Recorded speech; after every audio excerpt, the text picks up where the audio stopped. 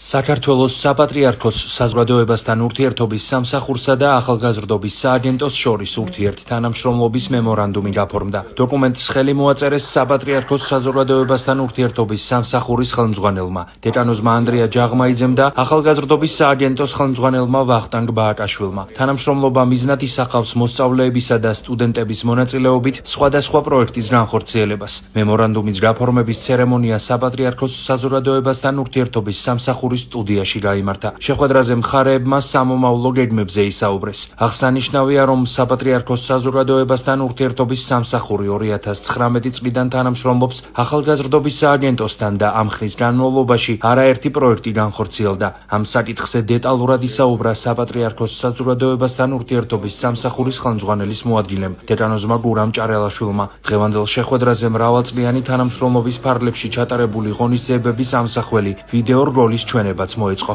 დღეს გაფორმდა მემორანდუმი საქართველოს საპატრიარქოს საზოგადოებასთან ურთიერთობის სამსახურსა და ახალგაზრდობის სააგენტოს შორის.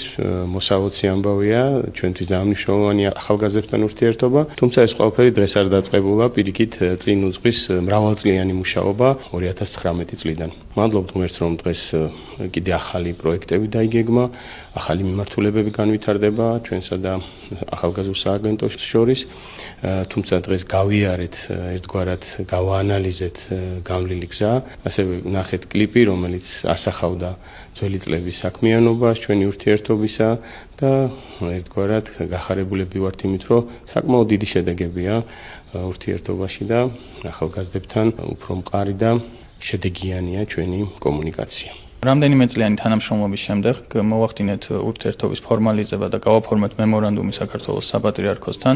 მემორანდუმის ფარგლებში ბანაკებში, რომელსაც ახალგაზრდობის სააგენტო აორგანიზებს, ჩამოვლენ ფსიქოლოგები და მამაოები, რომლებიც უმნიშვნელოვანესი პრობლემის შესახებ, რომელიც გულისხმობს ნარკოდამოკიდებულებას ახალგაზრდებში, ჩაატარებენ სესიებს და განიხილავენ ამ პრობლემას ახალგაზრდებთან ერთად. გარდა ამ აქტივობისა, ასევე ჩვენ გეგმავთ სხვადასხვა ტიპის შეხვედრებს ახალგაზრდებთან ცნობიერების ამაღლებას და ბუნებრივია განსაკუთრებით მნიშვნელოვანია ჩვენთვის განათლების მეცნიერების და ახალგაზრდობის სამინისტროსთვის, ახალგაზრდობის სააგენტოსთვის საპატრიარქოსთან მჭიდრო თანამშრომლობა.